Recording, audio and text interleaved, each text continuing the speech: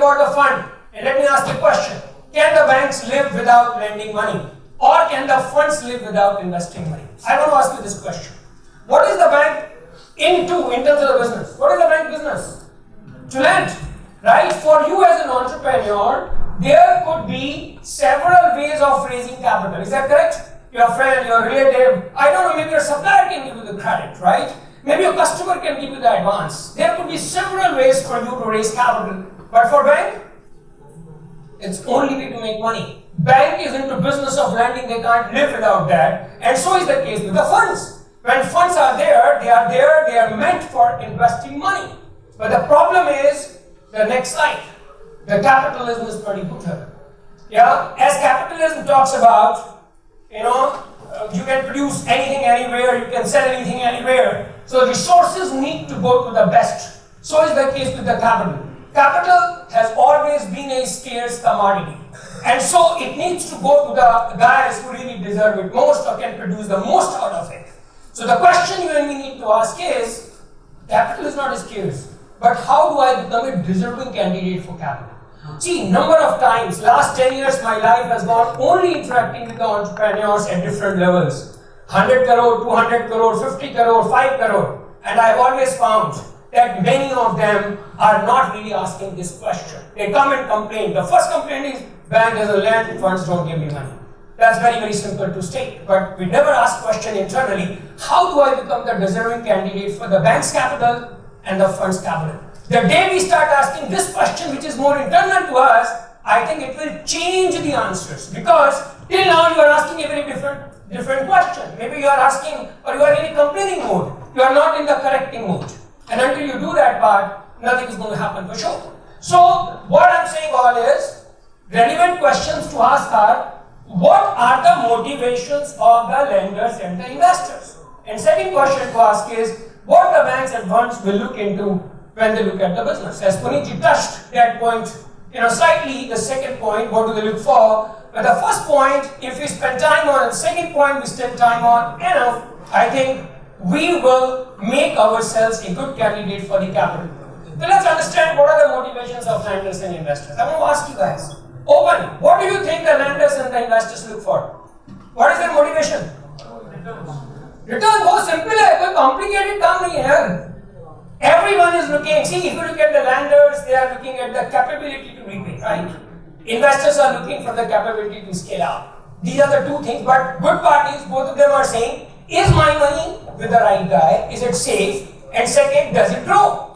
Right? Lender may be expecting 8%, investor may be expecting 20%. That's a different way of looking at it, but both of them are saying, is my money safe? And second, does this money grow? If as long as these two things happen, I have no other motivation, right? Business is yours, you make everything you do, but I want to make sure these two things happen with me and you know it well. And what is the next question? What do the investors and the lenders look for? And the good or bad part is they look for the same thing.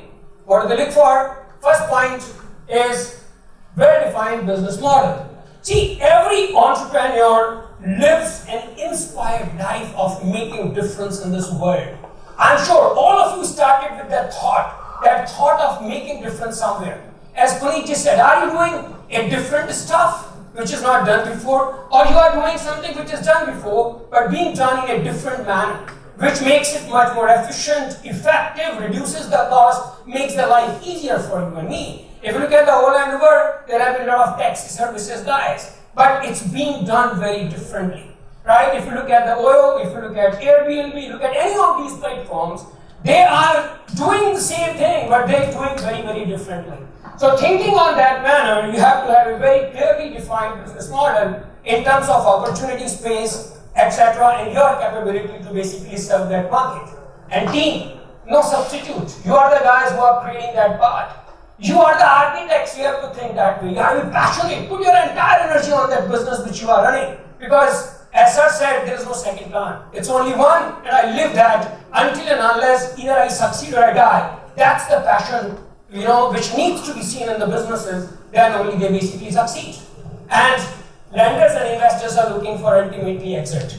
Because you have to understand that they are running someone else's money. Lenders are someone else's money. All banks are in the fiduciary capacity They excise that or they don't, that's a different issue. That's not the question of debate here, but they are into that space, and so is the case with the funds because they are managing someone else's money. Until unless there are people like family offices, or maybe the angel investors, etc. They make their own money, but otherwise these people are the guys they are looking for ultimately the exit. Lenders say repayment back, and the investors say I need an exit so that I can make some money. So what does it mean? It simply means is that raising capital is a sales process wherein your business is your product. आप बेचने जा रहे हैं किसी को boss, be very clear. If you are going to a lender, you are going to an investor, you are saying put your money here. You are actually in a sales zone right now. And what are you selling to the guy? His business. Your business is your product. And who is your customer right now? Who is the customer here? Lender or investor is your customer. Let's be very clear because this is the way it is. You accept or you don't. You realize or you don't, but the fact is, he is your customer right now, and you have to look for what? Value propositions for your customer, and what he's looking for. What was his motivation? Safety and return. Go back, talk to him. Sir, this is the way your money is safe with me. Sir, this is the way you will make money. This is the reason you will make money because this is the business model which is robust. This is the business model which is scalable. This is where I stand, this is where my competencies are, and that's where the opportunity space lies. If you and me can go and think in this particular manner, I'm not sure why you will not get funded. Yeah? We have to think, if something is not happening the way you have been trying, you've got to change the way. Right? That's the only thing I can say. And try 100 times. How does it matter if you fail? It doesn't matter at all. Because entrepreneurs are not afraid of failing at all. I have been one among you, and we evolve, we are never finished. As Walt Disney said, as long as the imagination will exist in this world, Walt Disney will always remain incomplete. Right? So is the case with all of us as entrepreneurs. I have been for the last 10 years evolving. And I keep telling everyone, I will always remain an unfinished agenda. Because that's the way the life is. We all evolve. Where you start from and where you end after 20 years of your life or journey is very different. And so is the case with the business.